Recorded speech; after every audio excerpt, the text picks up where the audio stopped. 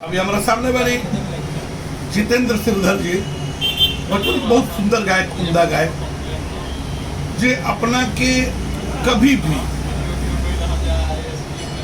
बदलो ना, भले कतनो आबो हवा बदल तो कतनो गंदा गीत गाओ, लेकिन जितेंद्र जी अपना के मेंटेन रखलन, बरकरार रखलन। आज हम बात करब भोजपुरी गायक जितेंद्र सिरधर जी से। हम ताक पर दू लाइन गुनगुना के शुरू करें। प्रणाम करबानी हम जे भी वीडियो देख रहे हैं और जैसे कि बाबा इंट्रोडक्शन देने की कोशिश करी ला जाके कुछ अच्छा करी जा, आप लोग के अच्छा लगे तो भी बाबा के फरमाइश बता सुनाओ तरी। अभी हाल ही में श्रीधर म्यूजिक एंटरटेनमेंट से गाना ऑडियो रिलीज दिल बा, वीडियो भी 2-3 दिन में आवेला बाबा।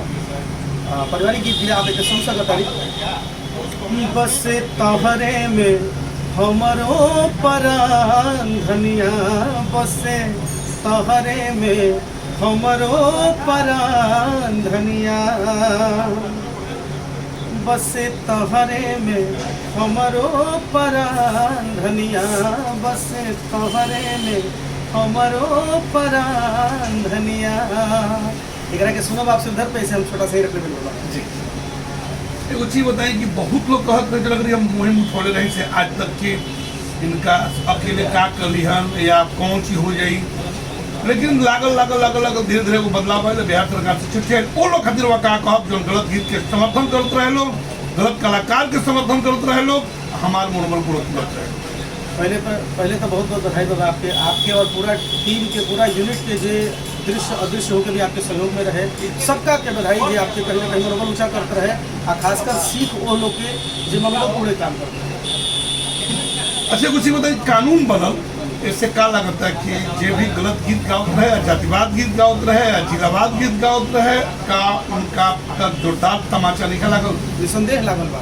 देखिए बाबा साहब भी बात कर बाबा साहब उनकर भी बात करते हैं कि कानून या संविधान बनावल आसान बा, लेकिन जनता में जब तक लागू ना हो, जब तक जनता ओकरा के एक्सेप्ट ना करी, तब तक उन्हें में कानून बहुत ज़्यादा स्थिर स्थायी ना पावेगा। बिल्कुल ठीक वही प्रकार से जब तक हमने के अपन माइंडसेट ना क्लियर करल जाए, तब तक नंद कुमार बाबा जैसा आदमी बहुत प्रयास कर रहे बड़े, लेकिन एकरा में और चौगुना रफ्तार तो भाई जब आप लोग के भी सहयोग मिली पूरी तरह से और काफ़ी मिल भी रहा बा, तो सबको धन्यवाद के पात्र बा एक्टिंग का। बिल्कुल।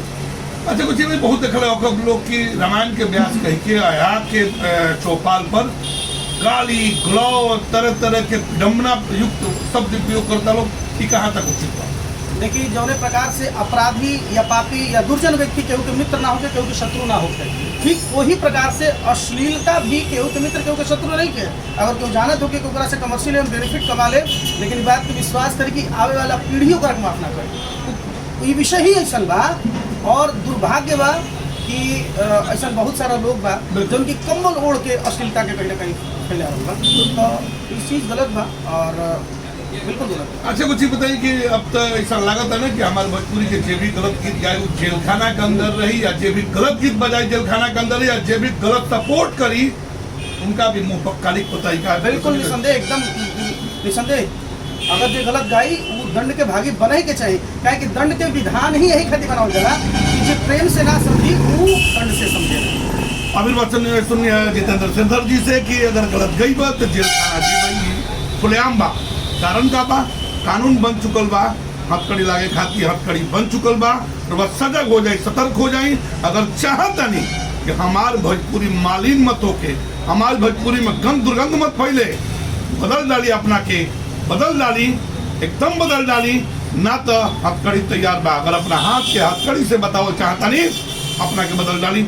और जे भी वो तरह के गलत सपोर्टर बा, गलत गवैया लोग के या गलत लिखवैया लोग के, तो वह मुंह पर जोरदार तमाचा लगल कानून बन के, जो चिचियात रही कि अकेले का हुई कि का कलिहन, हम कुछ नहीं के कैले, जोन भी कैले बा भोजपुरिया समाज कैले बा, वैसे कलाकार लोग कैले बा, जे अपना के बदलल ना, बढ़िया गीत गावत रह गई, अपना के भोजपुरी के चुनौती स्वीकार करके वो आबो हवा के विपरीत चल के अपना के हमेशा अच्छा गीत से समाज में पहचान दिया लोग। बहुत बहुत धन्यवाद। तो फिर बार कल चाहब हम भोजपुरी के बचाव के बाद लाग जाए जाओ, जाग जाए जाओ, भोजपुरी के बचावल जाओ, भोजपुरी के 8वें सूची पहुंचाओ जाओ। फिर अगली कड़ी में मिलते हैं कि उसे हम म्यूजिक एंटरटेनमेंट चैनल के आप तमाम लोगों से कहब हम कि सिरदर म्यूजिक इंटरटेनमेंट जो बहुत बहुत सुंदर सुंदर गीत लेवला, बढ़िया गीत लेवला, लाइक करी, फॉलो करी। और ऐसा जितना चैनल बा एक बढ़िया चैनल होके, जब अपना के भोजपुरी के प्रति समर्पित कैले होके, जब अपना के हवा के झोंका के विरुद्ध बदलना होके, साथ देवे की जरूरत बा, सहयोग करे के जरूरत बा, लागे के जरूरत बा, जागे के जरूरत बा।